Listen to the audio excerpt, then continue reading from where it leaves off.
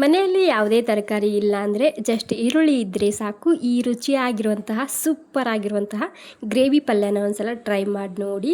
ಬಿಸಿ ಅನ್ನ, ಚಪಾತಿ, ರೊಟ್ಟಿ ಹೀಗೆ ಎಲ್ಲದಕ್ಕೂ ಹಾಕೊಂಡು ತಿನ್ಬೋದು. 10 ನಿಮಿಷಕ್ಕೆಲ್ಲ ರೆಡಿ ಮಾಡ್ಕೊಬೋದು ಈ ರೆಸಿಪಿ. ಸೊ ಬನ್ನಿ ತಡ ಮಾಡಿದೆ ಶುರು ಮಾಡೋಣ. ನಾನಿಲ್ಲಿ ಸಣ್ಣ ಸೈಜಿನ ಈರುಳ್ಳಿ ತೊಗೊಂಡಿದ್ದೀನಿ. ನೀವು ನೋಡ್ತಿರ್ಬೋದು, ಇದರಲ್ಲಿ 4 ಭಾಗ ಕಟ್ ಮಾಡ್ಕೊಂಡು ತೊಗೋಬೇಕಾಗುತ್ತೆ. ಈ ರೀತಿ ತುಂಬ ರುಚಿಯಾಗಿ ಬರುತ್ತೆ. ಏನಾದರೂ ಸ್ಪೈಸಿಯಾಗಿ ತಿನ್ಬೇಕು ಅನ್ನಿಸ್ತಿದ್ರೆ ಈ ರೆಸಿಪಿನ ಒಂದ್ಸಲ ಟ್ರೈ ಮಾಡಿ ನೋಡ್ಬೋದು. ಬೇರೆ ಯಾವುದೇ ತರಕಾರಿ ಬೇಕಿಲ್ಲ. ಇಲ್ಲಿ ನಾನು ಒಂದು ಈರುಳ್ಳಿಯಲ್ಲಿ 4 ಭಾಗ ಮಾಡ್ಕೊಂಡು ಈ ರೀತಿ ಬಿಡಿ ಬಿಡಿಯಾಗಿ ಮಾಡ್ತಿದ್ದೀನಿ. ನೀವಿಲ್ಲಿ ಸ್ವಲ್ಪ ದೊಡ್ಡ ಸೈಜಿಂದ ಈರುಳ್ಳಿ ತೊಗೊಂಡ್ರೆ ಒಂದು 6 ಭಾಗ ಮಾಡ್ಕೊಳ್ಳಿ ನಡೆಯುತ್ತೆ.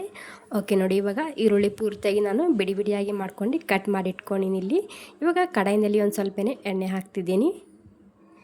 ಎಣ್ಣೆ ಬಿಸಿ ಆದಮೇಲೆ ಇವಾಗ ಕಟ್ ಮಾಡಿದಂತಹ ಈರುಳ್ಳಿ ಹಾಕ್ತಿದ್ದೀನಿ. ನೀವಿಲ್ಲಿ ಇಷ್ಟೇ ಈರುಳ್ಳಿ ತೊಗೋಬೇಕಂತ ಏನಿಲ್ಲ, ನಿಮಗೆ ಎಷ್ಟು ಈ ಗ್ರೇವಿ ಪಲ್ಯ ಬೇಕು ನೋಡಿ ಅದನ್ನು ನೋಡಿಕೊಂಡು ಈರುಳ್ಳಿನ ಹಾಕೋಬೋದು. ಇಲ್ಲಿ ನಿಮಗೆ ಈರುಳ್ಳಿ ಜಸ್ಟ್ ಹಸಿ ವಾಸನೆ ಹೋಗಬೇಕು. ಹೀಗಾಗಿ ಹೈ ಫ್ಲೇಮ್ದಲ್ಲಿ ಒಂದು 3ರಿಂದ 4 ನಿಮಿಷ ಆಗೋ ತನಕ ಹುರ್ಕೊಂಡ್ರೆ ಸಾಕು. ಕೆಂಪಾಗಬೇಕಂತೇನಿಲ್ಲ ಮತ್ತು ಪೂರ್ತಿ ಸಾಫ್ಟ್ ಆಗಬೇಕಂತೇನಿಲ್ಲ. ಹೀಗಾಗಿ ಹೈ ಫ್ಲೇಮ್ದಲ್ಲಿ ಇದನ್ನು ಒಂದು 3-4 ನಿಮಿಷ ಹುರ್ಕೊಂಡಿನಿ. ನಂತರ ಈ ಪ್ಲೇಟ್ನಲ್ಲಿ ಹಾಕಿಡ್ತಿದ್ದೀನಿ. ಗ್ರೇವಿಗೋಸ್ಕರ ಸ್ವಲ್ಪ ಈರುಳ್ಳಿ ಒಳಗಡೆ ಬಿಡ್ತಿದ್ದೀನಿ. ಇವಾಗ ಇದರಲ್ಲೇ ಈರುಳ್ಳಿ ಸೈಡ್ನಲ್ಲಿ ಮಾಡ್ಕೊಂಡಿದ್ದಕ್ಕೆ 1 ಚಮಚ ಮತ್ತೆ ಎಣ್ಣೆ ಹಾಕ್ತಿದ್ದೀನಿ. ಎಣ್ಣೆ ಇದ್ದರೆ ಹಾಕೋದೇನು ಬೇಕಾಗಿಲ್ಲ, ಇಲ್ಲಿ ಎಣ್ಣೆ ಇಲ್ಲ, ಹೀಗಾಗಿ 1 ಚಮಚ ಎಣ್ಣೆ ಹಾಕ್ಕೊಂಡಿನಿ. ಹಾಗೆ ಒಂದು ಸ್ವಲ್ಪನೇ ಗರಂ ಮಸಾಲ ಸ್ಪೈಸಸ್ ಹಾಕ್ತಿದ್ದೀನಿ. 1 ಗಡ್ಡೆ ಬೆಳ್ಳುಳ್ಳಿ ಹಾಕ್ತಿದ್ದೀನಿ. ಹಸಿ ಶುಂಠಿ ಬೇಕಿದ್ರೆ ಅದು ಕೂಡ ಹಾಕೋಬೋದು. ಹಾಗೆ ಒಂದು 2 ಟೊಮೆಟೊನ ಈ ರೀತಿ ಉದ್ದುದ್ದಾಗಿ ಕಟ್ ಮಾಡ್ಕೊಂಡು ಹಾಕ್ತಿದ್ದೀನಿ. ಇಲ್ಲಿ ಎಲ್ಲ ಗರಂ ಮಸಾಲ ಸ್ಪೈಸಸ್ ಜಾಸ್ತಿ ಹಾಕೋಬಾರ್ದು, ಸ್ವಲ್ಪನೇ ಹಾಕೊಳ್ಳಿ, ಟೇಸ್ಟ್ ಸೂಪರ್ ಆಗಿರುತ್ತೆ. ಹಾಗೆ ಸ್ವಲ್ಪ ಕರಿಬೇವಿನ ಸೊಪ್ಪು ಹಾಕ್ಕೊಂಡಿನಿ ಮತ್ತು ಸ್ವಲ್ಪನೇ ಕಾಜು ಹಾಕ್ಕೊಂಡಿನಿ. ಕಾಜು ಹಾಕೋದ್ರಿಂದ ಗ್ರೇವಿ ಗಟ್ಟಿಯಾಗಿ ಬರುತ್ತೆ, ನೀರಾಗಿ ಬರೋದಿಲ್ಲ. ಹಾಗೆ ಟೊಮೊಟೊ ಬೇಗನೆ ಸಾಫ್ಟ್ ಆಗಬೇಕಂತ ನಾನು ರುಚಿಗೆ ಬೇಕಾದಷ್ಟು ಉಪ್ಪನ್ನ ಇಲ್ಲೇ ಹಾಕ್ಕೊಂಡಿನಿ. ಉಪ್ಪು ಹಾಕಿ ಇದನ್ನು ಟೊಮೊಟೊ ಸಾಫ್ಟ್ ಆಗೋ ತನಕ ಬೇಯಿಸ್ಕೊಂಡು ತೊಗೋಬೇಕು.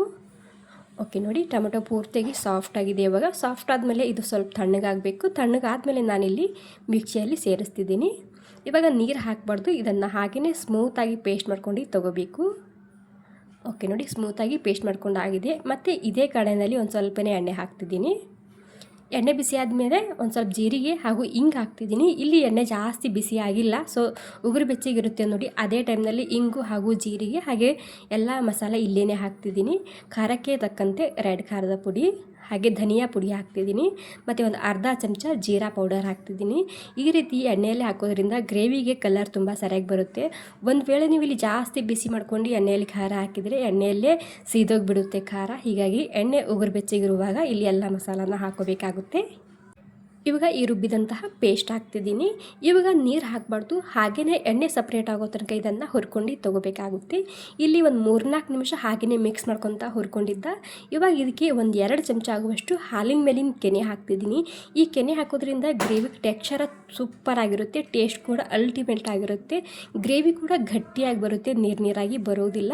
ಇದ್ದರೆ ಮಿಸ್ ಮಾಡದೆ ಹಾಕ್ಕೊಳ್ಳಿ ಹಾಲಿನ ಮೇಲಿನ ಕೆನೆ ಒಂದು 2 ಚಮಚ ಅಥವಾ 3 ಚಮಚ.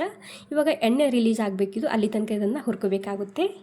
ನೋಡಿ, ಇವಾಗ ಫುಲ್ ಎಣ್ಣೆ ರಿಲೀಸ್ ಮಾಡಿಕೊಂಡಿದೆ. ನಾವು ಒಳಗೆ ಕೆನೆ ಹಾಕಿರ್ತೀವಲ್ಲ, ಅದು ತುಪ್ಪ ರಿಲೀಸ್ ಮಾಡಿ ಈ ರೀತಿ ಎಣ್ಣೆ ಸಪ್ರೇಟ್ ಆಗುತ್ತೆ ಇದರಲ್ಲಿ.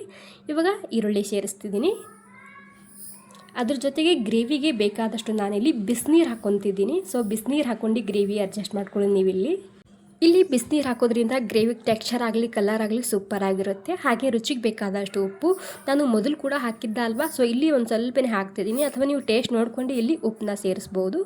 ಇವಾಗೇನಿಲ್ಲ, ಮತ್ತೆ ಒಂದು 5 ನಿಮಿಷದನ್ನು ಕುದಿಸ್ಕೊಂಡು ತೊಗೋಬೇಕು. ವಾವ್, ನೋಡಿ ಏನು ಸಖತ್ತಾಗಿ ಬಂದಿದೆ ನೋಡಿ, ಸೂಪರ್ ಆಗಿರುತ್ತೆ. ಯಾವುದೇ ತರಕಾರಿ ಬೇಕಿಲ್ಲ, ಮಿಸ್ ಮಾಡದೆ ಟ್ರೈ ಮಾಡಿ ನೋಡಿ. ಚಪಾತಿ, ಅನ್ನ, ರೊಟ್ಟಿ ಹೀಗೆ ಎಲ್ಲದಕ್ಕೂ ಹಾಕ್ಕೊಂಡು ತಿನ್ಬೋದು. ಸೂಪರ್ ಅಂದರೆ ಸೂಪರ್ ಆಗಿರುತ್ತೆ ಟೇಸ್ಟು. ಕೊನೆಗೆ ಇದಕ್ಕೆ 1 ಚಮಚ ಕಸೂರಿ ಮೇಥಿ ಹಾಕ್ತಿದ್ದೀನಿ. ಇದು ಕೂಡ ಮಿಸ್ ಮಾಡದೆ ಹಾಕ್ಕೊಳ್ಳಿ ಇದ್ದರೆ, ಇಲ್ಲಾಂದರೆ ಸ್ಕಿಪ್ ಕೂಡ ಮಾಡ್ಬೋದು.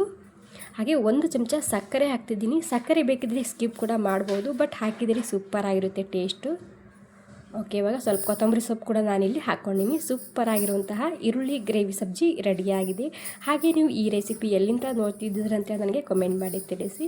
ಈ ರೆಸಿಪಿ ಸ್ವಲ್ಪನಾದರೂ ಇಷ್ಟ ಆಗಿದ್ರೆ ಒಂದು ಲೈಕ್ ಮಾಡಿ. ಥ್ಯಾಂಕ್ ಯು ಸೋ ಮಚ್ ಎಲ್ರಿಗೂ.